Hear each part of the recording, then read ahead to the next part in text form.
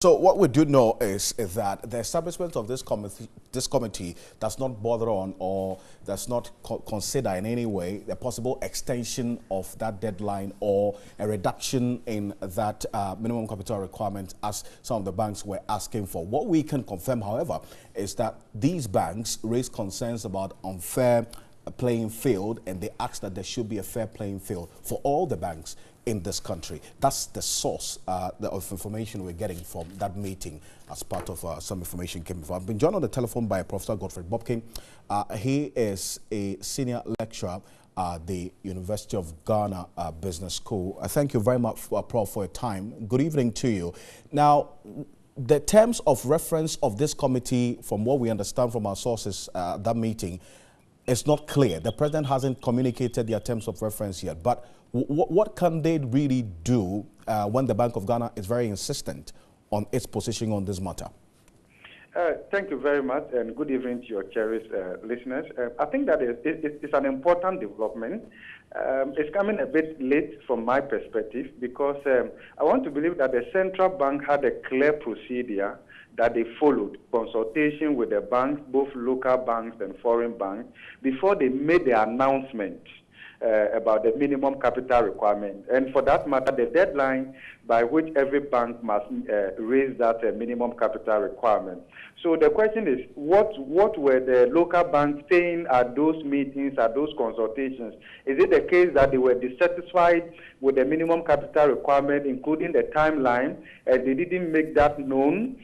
Or they were okay and suddenly they have realized that they cannot raise the minimum capital requirement and therefore they are not channeling their concerns directly to the central bank and would rather want the president to intervene. Well, I'm not too sure how that will relate in terms of the operational independence of the central bank. My understanding is that the president will take the concerns of this bank and will channel those concerns appropriately to the central bank to look into it. But of course, the president has got the right also to set up a committee to look into their concerns on all of that. But I think that if you look at the minimum capital requirement, I mean, that is not really that high. If the local banks really wants to raise that amount of money, it's more about probably if they are asking for extension, that can be looked into. There is a precedence to that.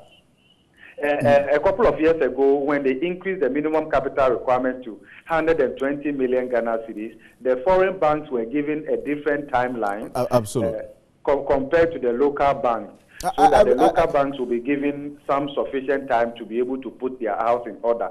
If that is what they are asking for, then they have to be clear on that. But I think that in terms of increasing the minimum capital requirement for banks in the country, there's every economic reason to support the central bank's move. And I support the central bank in increasing the minimum capital requirement. Look, if you look at the total paid-up capital of banks relative to the size of the economy, it's very, very small.